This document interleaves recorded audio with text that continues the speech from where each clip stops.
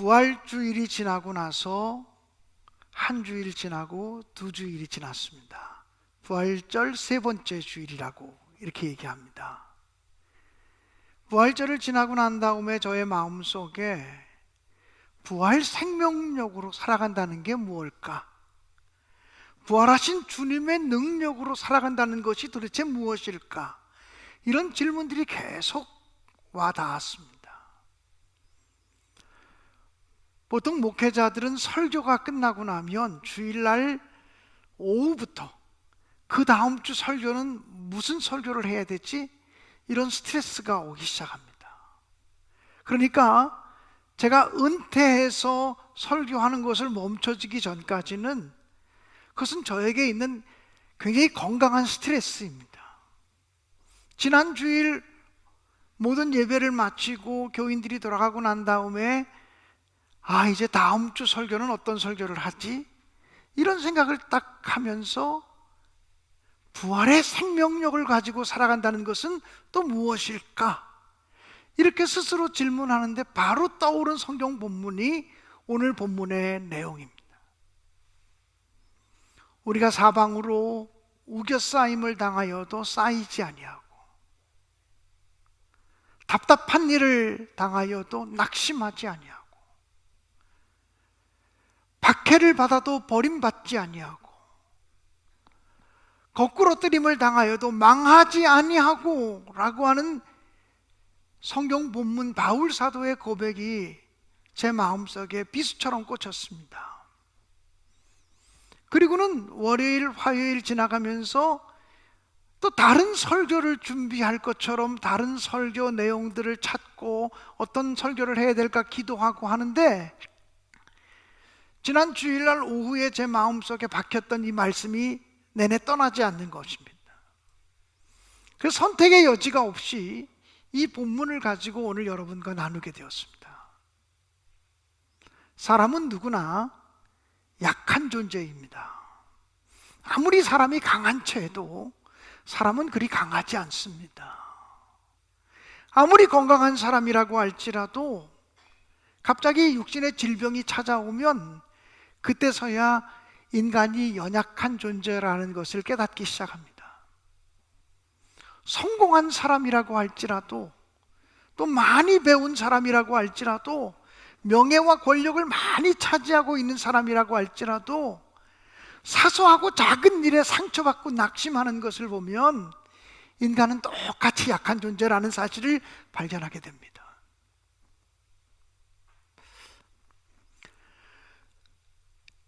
바울 사도는 인간 존재의 연약함을 질그릇에 표현했습니다.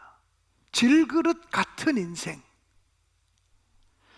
인생을 질그릇에 표현했다는 것은 인생이 그렇게 값어치가 나가지 않는다는 거예요. 하나님이 보실 때는 연약한 존재이고 부서지기 쉬운 존재이고 깨어지기 쉬운 존재라고 하는 사실입니다.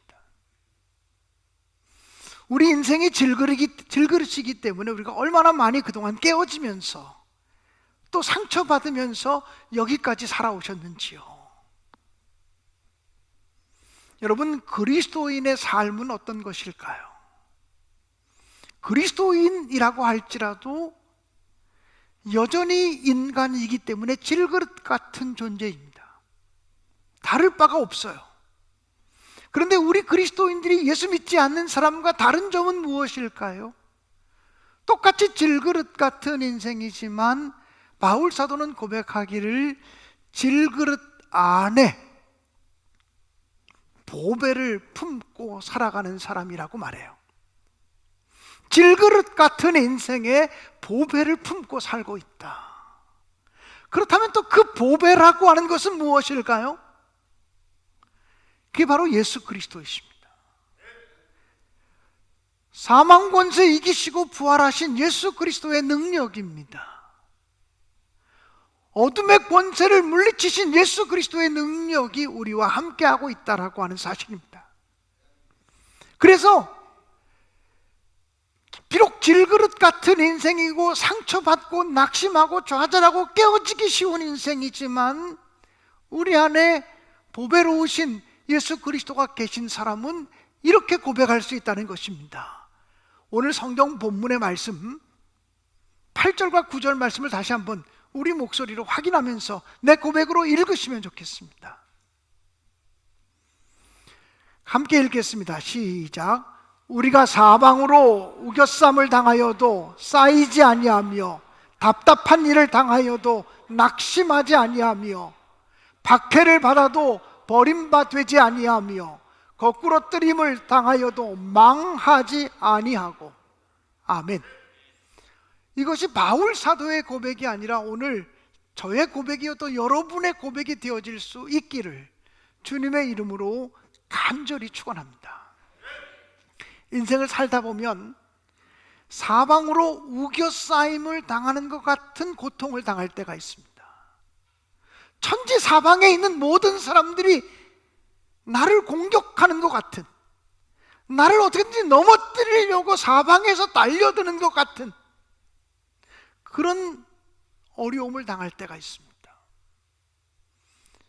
그런 때는 앞으로 갈 수도 없고 뒤로 갈 수도 없고 옆으로 갈 수도 없고 온통이 벽으로 둘러싸여 있는 것 같은 그런 위기 상황을 만날 때가 있습니다. 사방으로 우겨싸임을 당하고 사방에 있는 사람들에게 짓눌림을 당하고 있는 순간이죠.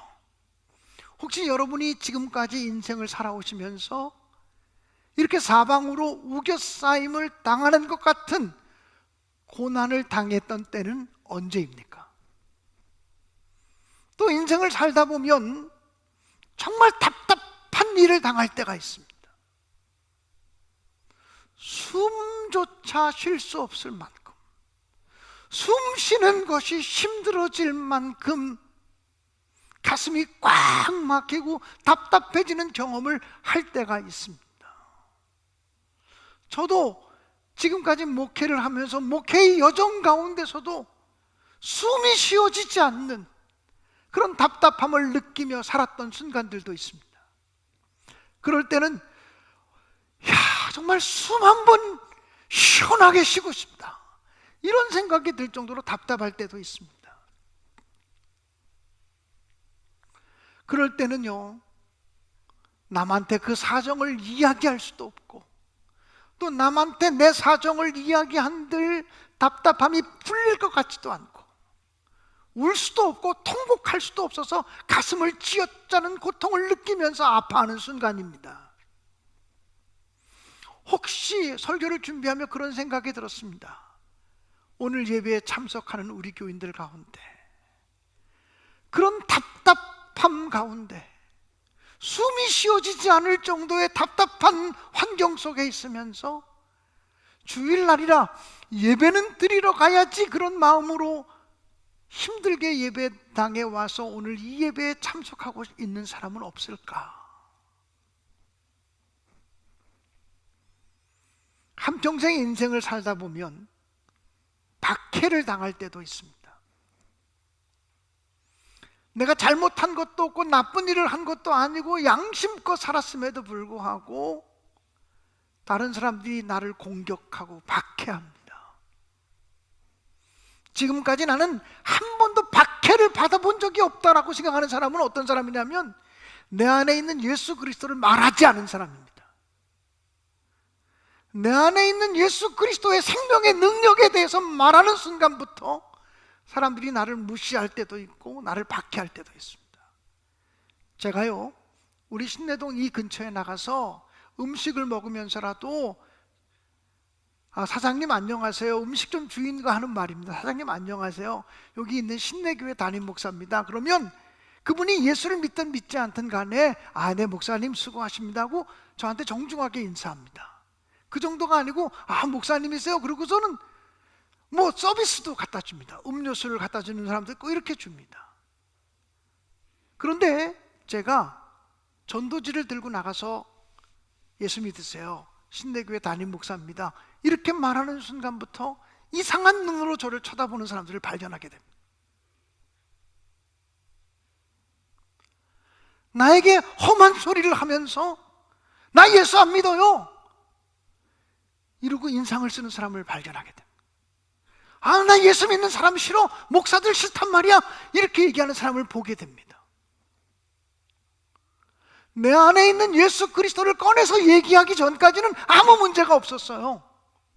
근데 내 안에 있는 예수 그리스도, 부활하신 생명의 능력 되신 예수 그리스도를 믿지 않는 사람들에게 얘기하는 순간부터 박해가 시작됩니다. 여러분, 지금까지 단 한 번도 박해를 받아본 적이 없고 핍박도 받아본 적이 없다, 이 사람은요, 예수를 말하지 않아서 그래요. 진리를 위해 살고 정의를 위해 살고 주님이 하신 것처럼 가난하고 병들고 약한 자들을 위해 살면 사람들이 칭찬만 하는 줄 아세요? 오히려 핍박이 오고 박해가 오고 그 약한 사람들을 짓누르는 것처럼 우리를 짓누르는 압력을 느끼게 됩니다. 사랑하는 여러분, 바울 사도가요, 가말리엘의 문화생, 그 당시 최고의 학자의 제자였어요.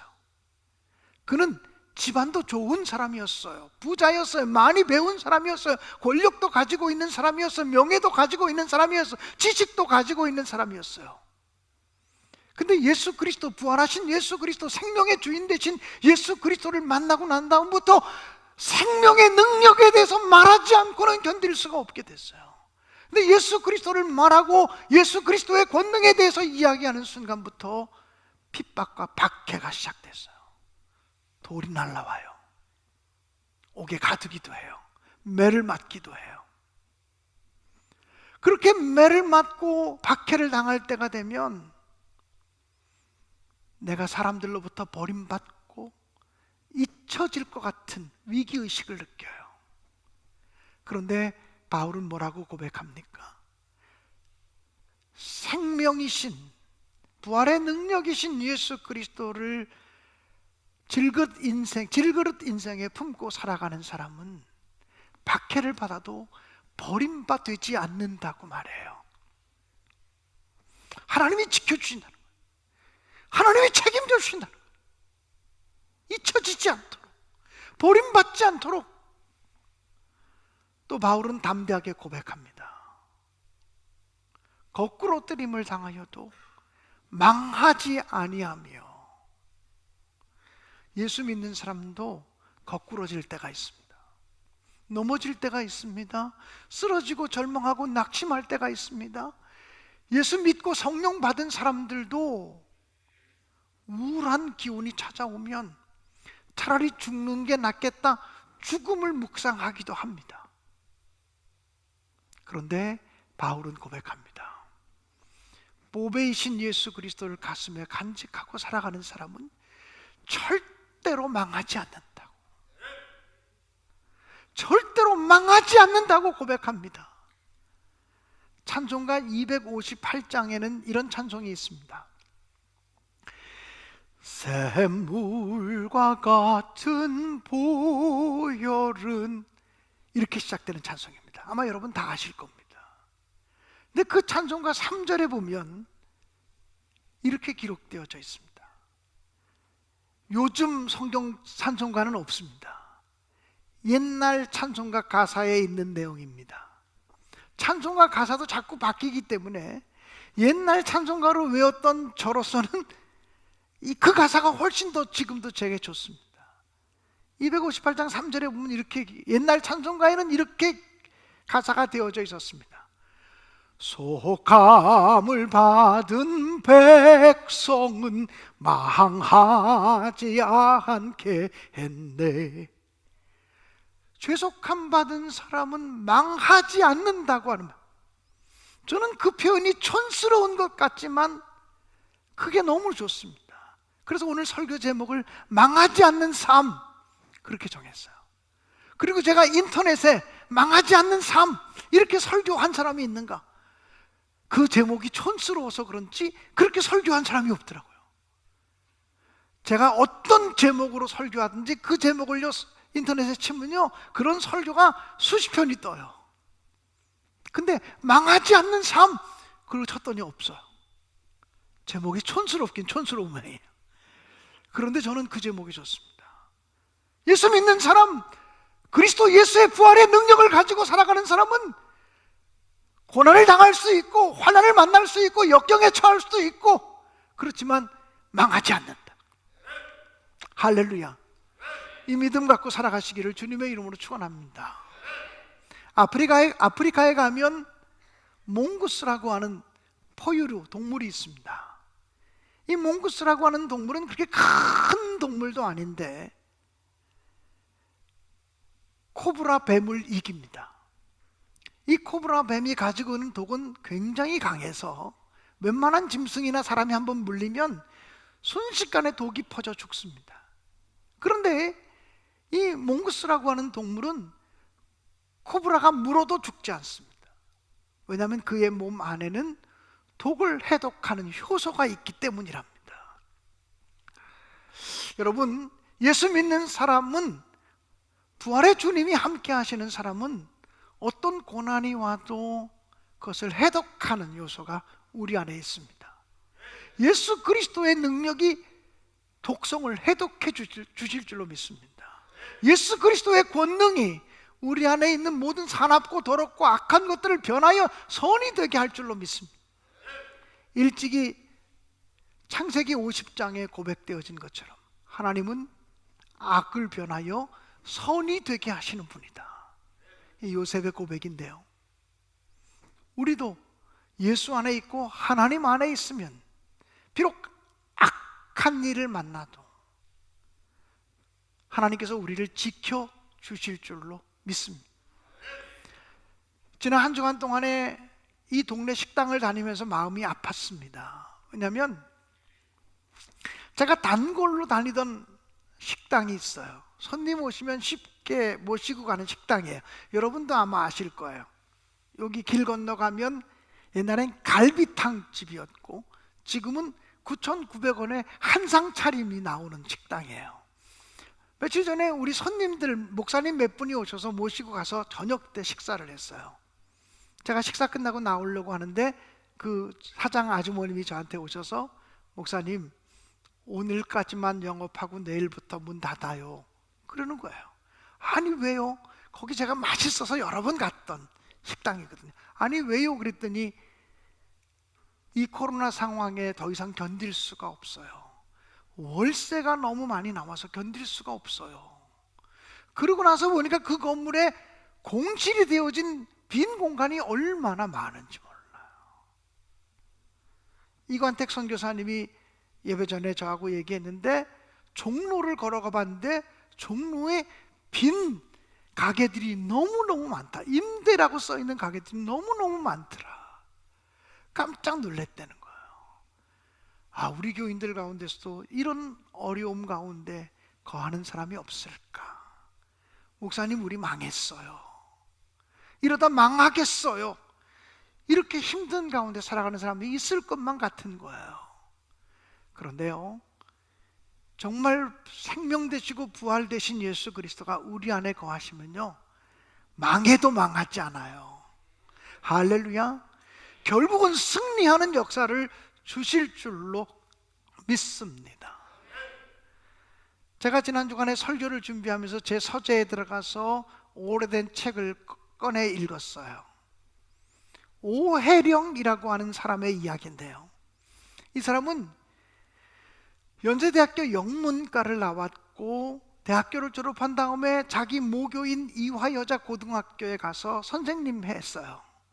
그러다가 그는 글을 써서 작가로 신춘문예에 당선되게 되고 수필가로, 그리고 연극배우로, 그리고 방송 작가로, 그리고 라디오 DJ로 이렇게 일하면서 굉장히 많은 인기를 누렸던 사람이에요. 그의 인기가 최고로 깊어졌을 때 그는 30대 중반의 나이에 갑자기 몸이 아파서 병원에 갔는데 위암, 임파선암 말기라고 하는 진단을 받아요. 그 의사가 3개월밖에 더 이상 살 수 없습니다. 의사로부터 사형 선고를 받게 되죠. 그는 자기의 그 달력에 하루하루가 지나갈 때마다 빨간색으로 지어나가기 시작했어요. 빨간색으로 3개월을 지어나가니까 죽음의 순간이 성큼성큼 다가오는 거예요. 그는 당신 없는 인생은 빈 그물이온이라는 책을 썼는데, 그 책에 보면 이런 이야기가 나와요. 자기는 어렸을 때부터 미션 스쿨에서 자랐기 때문에, 그리고 어릴 때부터 교회 다녔기 때문에 예수님에 대해서 너무 잘 알고 있었다고, 성경에 대해서 너무 잘 알고 있었다고. 그런데 자기는 예수님에 대해서 너무나 잘 알지만 예수님이 하신 말씀, 그것은 너무나 좋았지만 성경의 기적 이야기가 나오면 이거는 우리와 맞지 않는 이야기라고 생각을 했다는 거예요. 스승 되시고, 그리고 4대 성인 되시는, 인류의 스승 되시는 예수 그리스도에 대해서는 인정했지만 우리의 죄를 사하시고 우리의 구세주가 되시는 예수 그리스도, 부활하신 예수 그리스도, 그리고 앞으로 다시 이 땅에 재림하실 예수 그리스도에 대해서 얘기하면 이거는 자기와 맞지 않는다고 생각했다는 거예요. 지성인으로서 그런 것까지 받아들일 수는 없다고 생각을 했대요. 왜냐하면 성경에서 얘기하는 것이 너무 상식적이지 않기 때문에. 그리고 그 오해령이라고 하는 분은 이야기하기를, 예수 열심히 믿는 사람은 삶에 자신이 없기 때문에 신앙에 매달리는 것이라고 생각을 했다는 거예요. 그런데 30대 중반의 나이에 인기 절정을 달리고 있는 그때에 암 판정을 받고 3개월밖에 살 수 없어서 달력을 지어나가면서 인생이 얼마나 덧없고 인생이 얼마나 깨어지기 쉬운 존재인가를 발견하게 되지요. 그는 물만 먹어도 토하고 또 혈변을 보면서 죽음을 느끼면서 투병을 하고 있었습니다. 그런데 어떤 사람 한 사람이 그에게 날마다 꽃을 보내주는 사람이 있었습니다. 의사가 얘기한 3개월, 자기 죽음의 날이라고 표시한 날이 6월 26일 날이었는데 6월 26일이 며칠 지났는데도 죽지 않고 자기는 살아 있었습니다. 기운은 빠질 대로 빠지고 병색은 짙어질 대로 짙어졌는데 자기에게 꽃을 보내주는 사람이 그날따라 50송이의 꽃을 보내주고, 그리고 그래도 희망을 잃지 마세요 라고 하는 카드 하나를 집어넣어 주었습니다. 그래서 그는 그 50송이의 꽃송이에 자기 얼굴을 파묻고 30분 이상을 아무 소리도 안 하고 가만히 있었습니다. 근데 그 순간 갑자기 정신이 몽롱해지면서 누군가 자기의 목덜미를 꽉 잡고 있는 느낌이 들었어요. 그 순간 꽉 나동그라지면서 쓰러지게 되었고, 그는 직감적으로 자기가 중고등학교 시절에 들었던 그 살아계신 하나님, 또 부활하신 하나님이 자기에게 임하고 있다고 하는 것을 깨닫게 되었다고 합니다. 그런데 하나님이 자기에게 강력하게 임하시는 그 순간에 상상할 수 없을 만큼의 두려움과 공포가 몰려오기 시작하더라는 거예요. 얼마 전에 의사한테 가서 3개월밖에 못 살아요, 3개월 사형 선고를 받을 때의 두려움과는 비교할 수 없는 더 큰 두려움이 그의 마음속에 막 몰려오더라.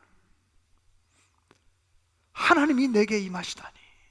그러면서 하나님을 원망했던 것들이 회개가 되기 시작하더래요. 그리고 나만큼 양심적으로 살면 되지 이렇게 생각하며 살았는데 자신의 죄악들이, 헤아릴 수 없는 자신의 죄악들이 주마등처럼 스쳐 지나가더라는 거예요. 그래서 그 죄를 회개하면서 몇 날 며칠을 통곡하며 주님께 기도하기 시작했다. 그리고 난 다음에는 육신의 암이 문제가 아니라 영혼의 암병에 걸려 있었구나라고 하는 사실을 깨달으면서 하나님, 이 영적인 암병을 고쳐주세요. 그렇지 못하면 저는 하나님을 배울 수가 없어요. 부활하신 주님을 만날 수가 없어요. 이 영적인 암병을 고쳐주세요라고 기도하기 시작했습니다. 그렇게 기도하면서 주님을 바라보는 사이에 어느덧 6개월이 흘렀습니다. 6개월이 조금 지난 어느 날 혼자서 하나님께 예배하기 위해서 찬송하고 기도하는데 갑자기 너무나 오한이 몰려와서 너무나 추워서 견딜 수가 없어가지고 이불을 꺼내서 이불을 이렇게 덮으면서 무심코 겨드랑이를 만졌는데 겨드랑이에 있던 임파선 그 혹이 어느 순간 사라지고 없더라는 거예요. 이게 어떻게 된 것인지 온몸을 만졌는데 온몸에 암덩어리들이 있었는데 그 암덩어리들이 다 사라졌더라는 거예요. 마지막 죽을 날이 임박했기 때문에 배는 복수가 이만큼 차 있었는데 배를 만져보니 순간적으로 배가 쏙 들어가고 아무렇지도 않더라는 거예요. 숨을 쉬는 것이 그렇게 힘들었는데 갑자기 숨 쉬는 게 그렇게 편해지더라는 거예요. 아, 주님이 두 번째 나를 찾아오셨구나. 첫 번째는 두려움으로 찾아오시더니 두 번째는 평안으로 찾아오시는구나 느끼면서 하나님 감사합니다. 제가 어떻게 해야 되죠? 그 순간에 자기 마음속에 덤으로 얻은 인생이니 하나님의 은혜로 덤으로 받은 생명이니 나를 위해 살지 않고 소외된 자들을 섬기며 살겠습니다. 그렇게 고백하게 되었다는 거예요. 참 이상하죠? 예수를 진짜 만난 사람들은요, 자기를 위해 살겠다고 얘기하잖아요.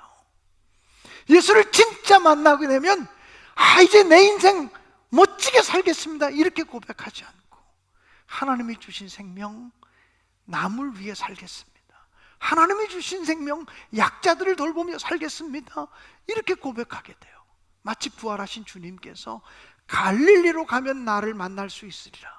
그 갈릴리가 병들고 가난하고 소외된 자들이 살고 있는, 권리를 박탈당한 자들이 살고 있는 땅이거든요. 이상하게 부활하신 주님을 체험하게 되면 그리로 찾아가게 되는 거예요.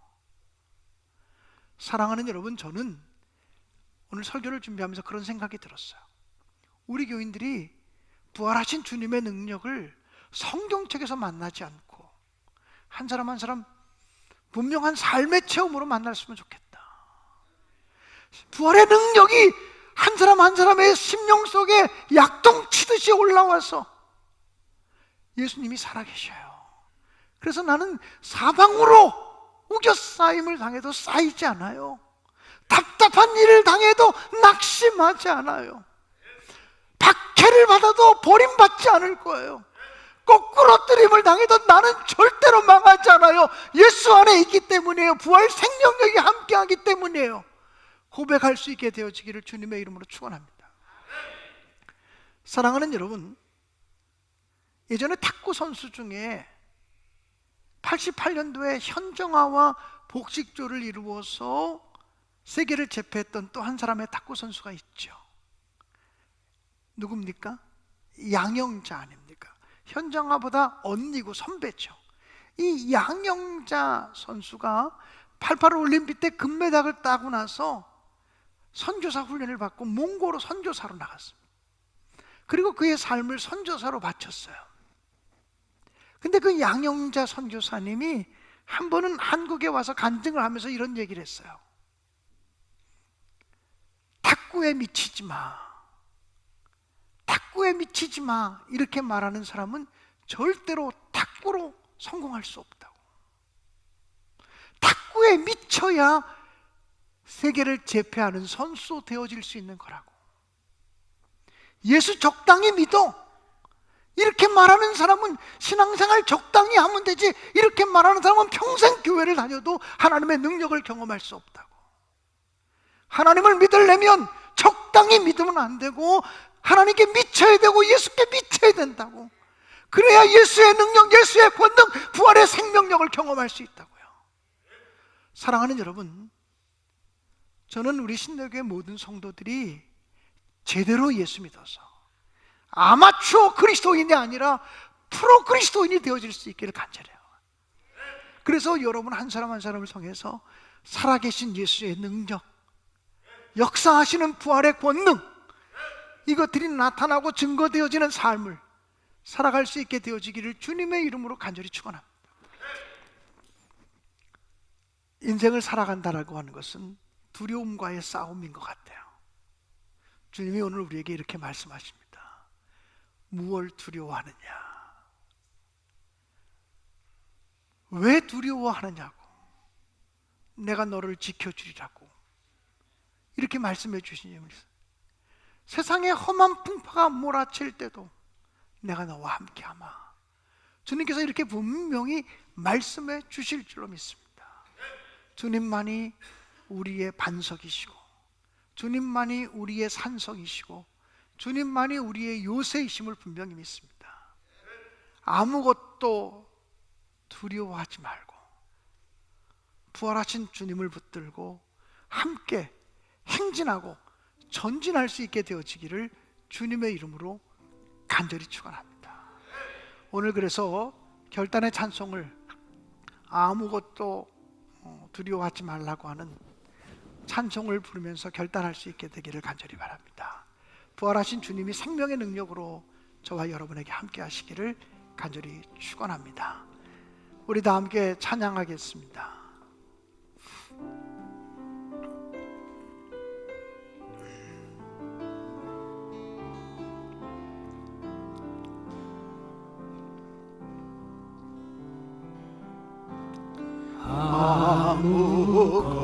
아무것도 두려워 말라. 주 나의 하나님이 지켜주시네. 하나님이 지켜주시네. 놀라지 마라. 놀라지 마라. 겁내지 마라. 주님 나를 지켜주시네. 다시 한번 아무것도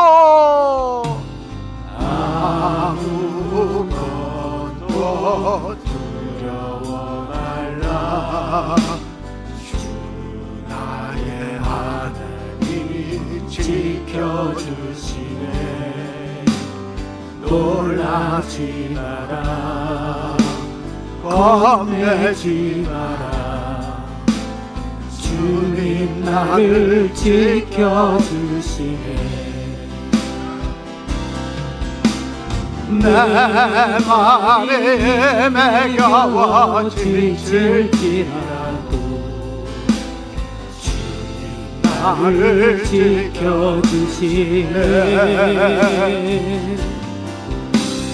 세상의 험한 풍파 몰아칠 때도 주님 나를 지켜주시네.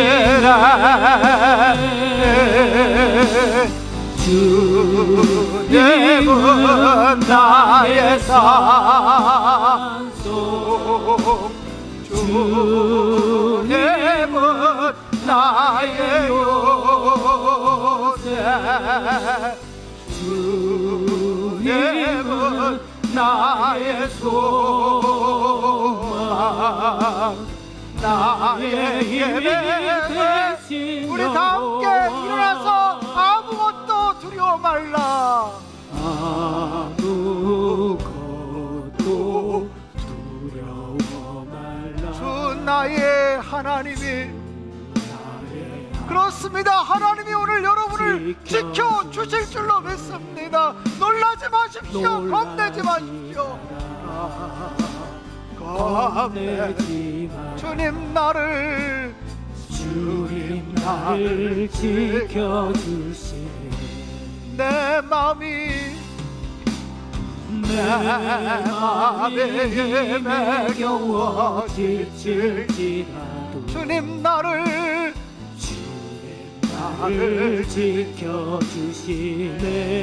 세상의 험한 풍파, 세상의 험한 풍파 몰아칠 때도 주님 나를 지켜주시네.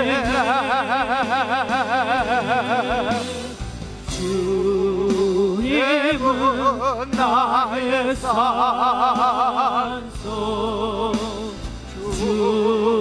주님은 나의 요새, 주님은 나의 소망, 나의 힘이 되신 여호와. 내 마음이 힘에 겨워 지칠 때도 내 맘에 힘에 겨워 지칠지라도 주님 나를 나를 지켜주시네. 세상의 험한 풍파 세상의 험한 풍파 몰아칠 때도 주님 나를 지켜주시네.